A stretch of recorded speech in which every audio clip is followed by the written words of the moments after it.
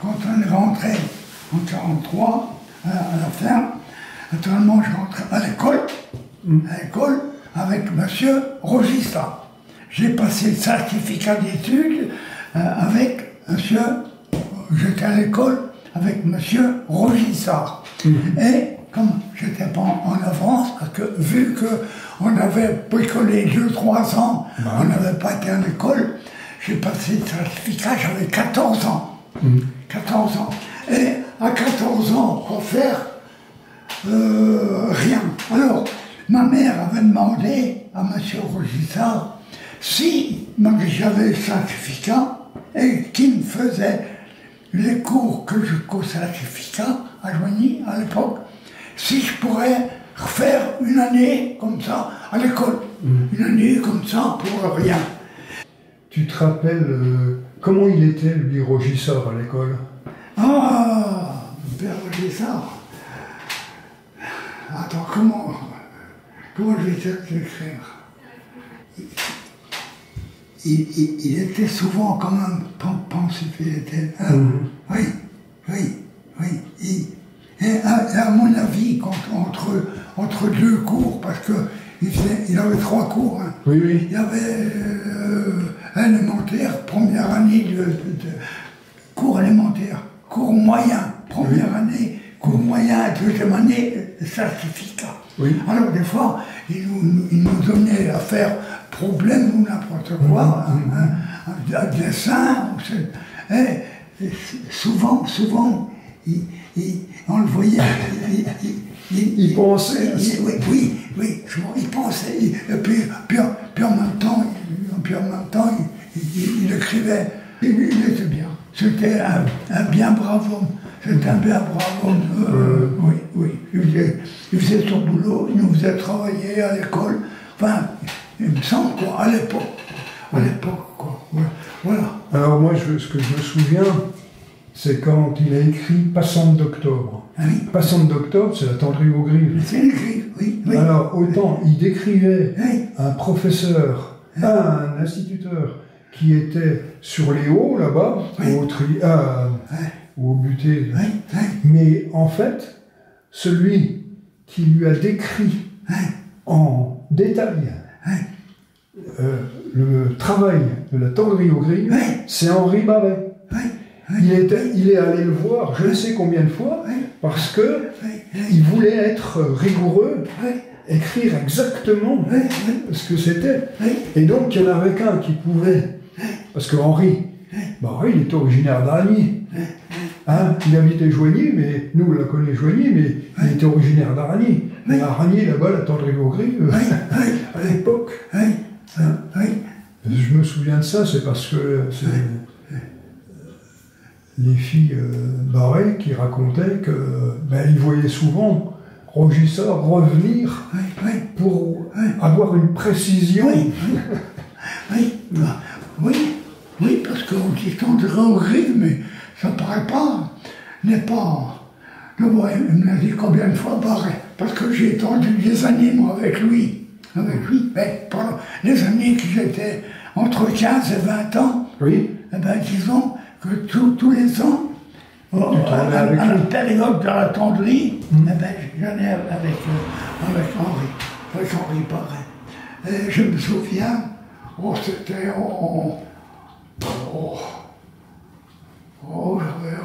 j'avais peut-être 14 ans, quoi.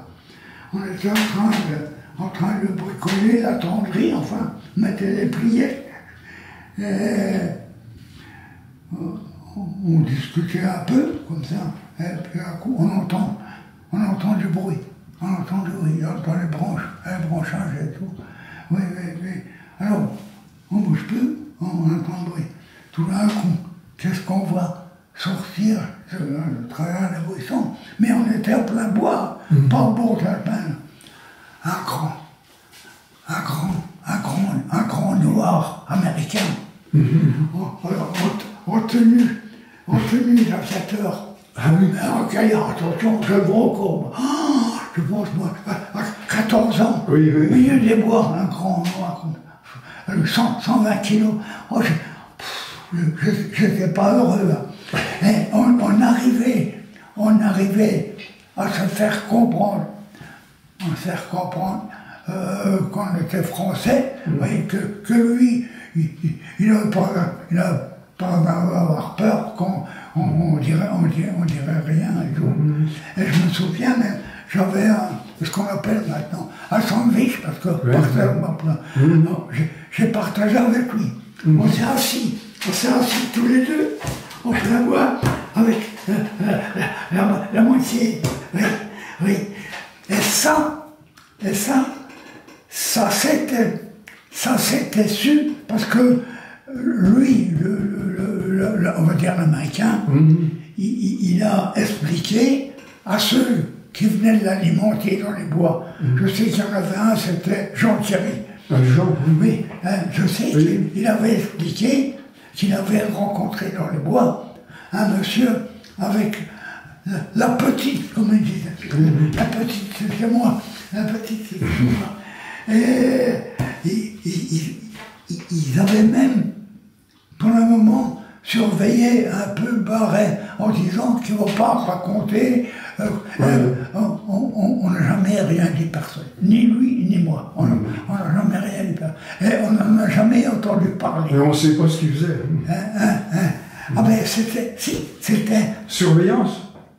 Celui qu'on a vu, eh ben, c'était un aviateur américain qui avait été descendu, qui avait été parachuté, qui avait été recueilli, disons, on va dire, par Thierry ou un autre, et il l'avait caché là, il avait fait une hutte, on l'a vu, j'ai été voir, je l'ai vu, il y avait une hutte en bois, et il vivait caché là, dans la hutte, jusqu'à ce qu'ils prennent la filière, voilà.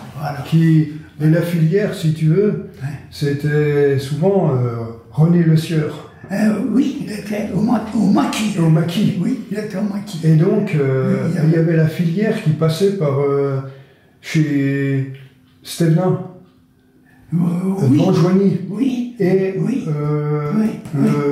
l'éclusier, Rémy. Oui. Oui, il a même fait sauter l'écluse. Non, celle qui a fait sauter l'écluse, c'est Marguerite. Marguerite Stévenin. Oui. C'est elle.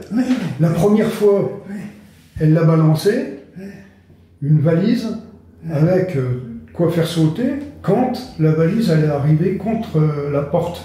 Elle est arrivée contre la porte, ça n'a jamais sauté.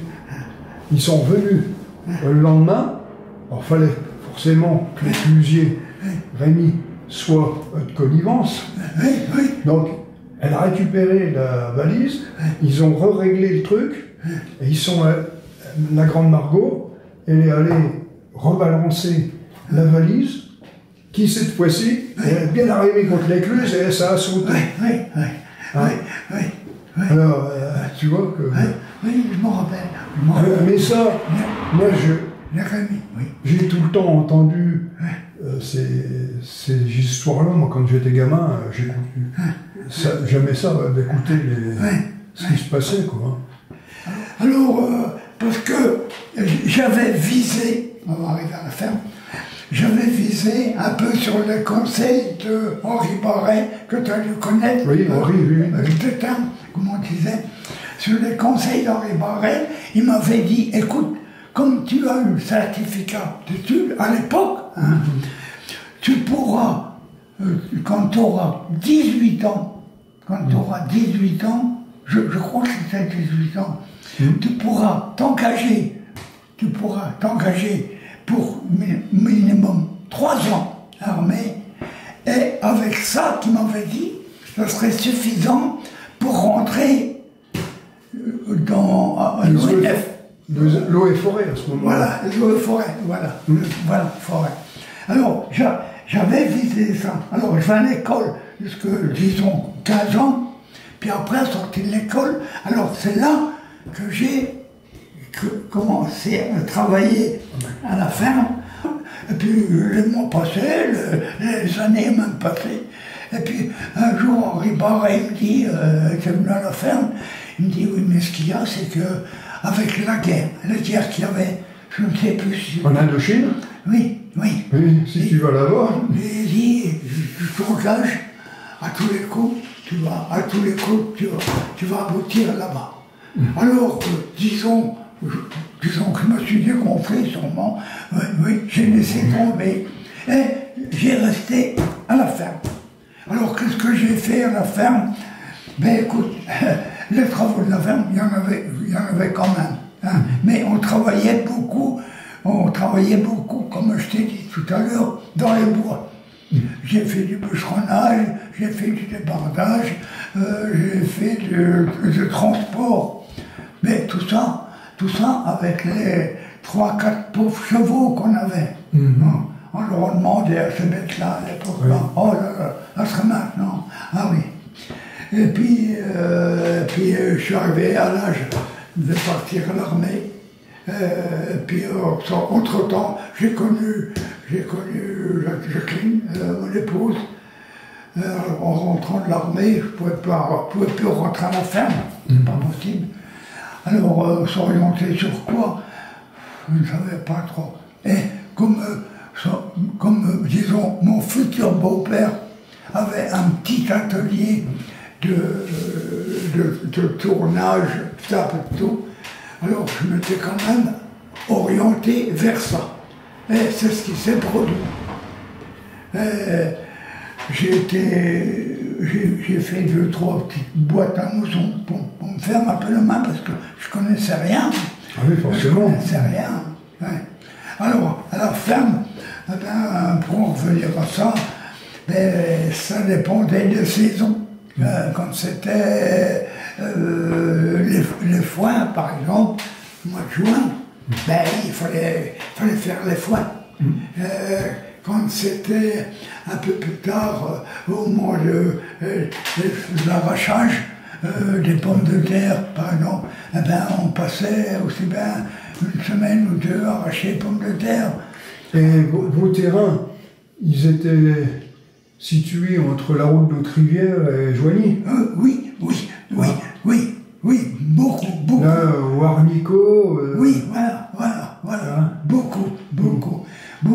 Il y avait, Harnicot, comme tu dis, un peu plus haut, il y avait les brages, j'appelais ça. Oui. En dessous, il y avait les grandes coutures. La grande couture. Oui. Encore plus bas. Ben tiens, celle qu'on a encore, qui est encore à nous là, quand tu passes le pont de Joigny, aussitôt, à droite. Eh ben, là, c'est le petit paquis. Le petit paquis. C'est le petit paquis, oui. Là, on en a encore un, puis il y en a encore un derrière. Et il nous en reste encore un terrain de 2 hectares environ, tout en haut là-bas, aux branches, en plein les branches.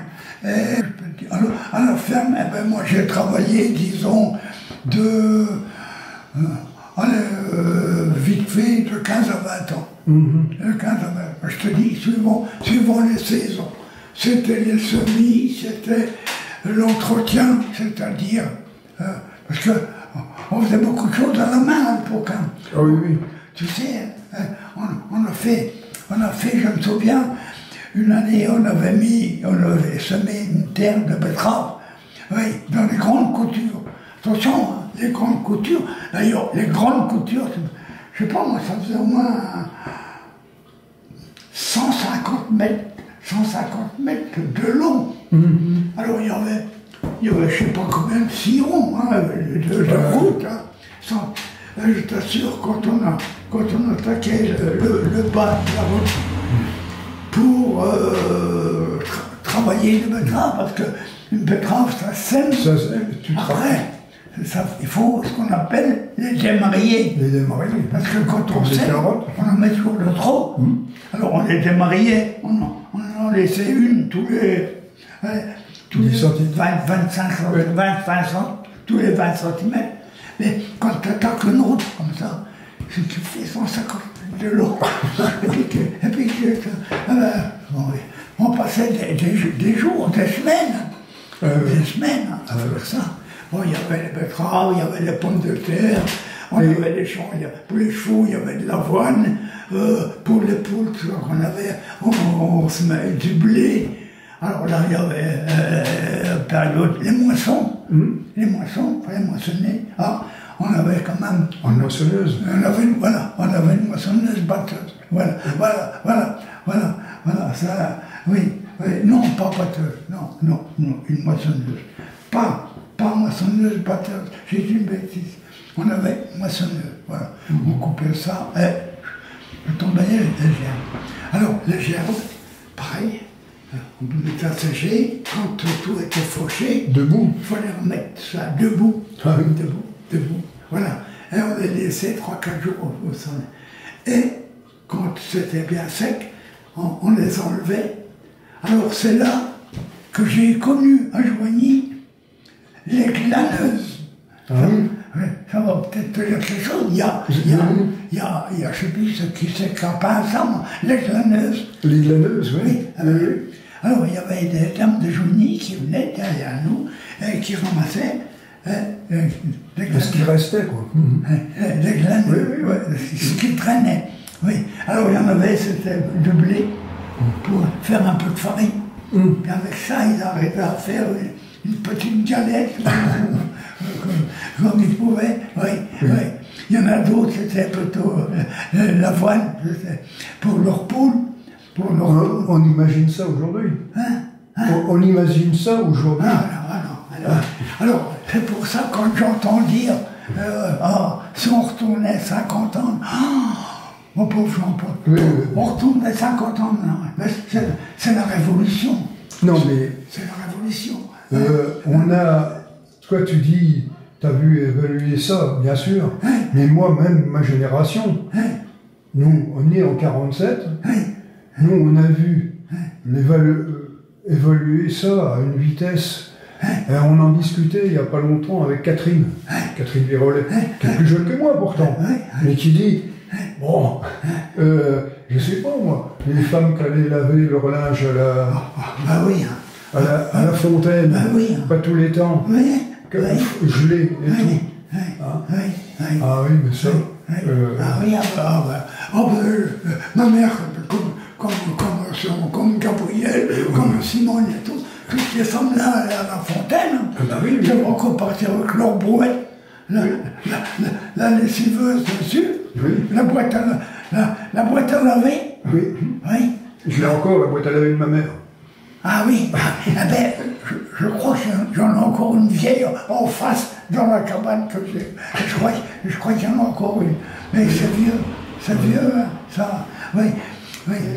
Tu ne me parles pas des boules ni de la chasse. La chasse. Oui. Tu as été à la chasse à partir de quand? Oui, j'étais à la chasse. À partir de quel âge? J'ai eu mon premier permis à 17 ans. J'ai pris mon premier permis à 17 ans. Et je peux même te montrer ma photo que j'ai 18 ans avec le premier sanglier que j'ai tué dans ma vie. J'ai une belle grande photo. Moi, j'ai une photo prise dans votre grange, où il y a les chasseurs de Joigny avec un sanglier dedans.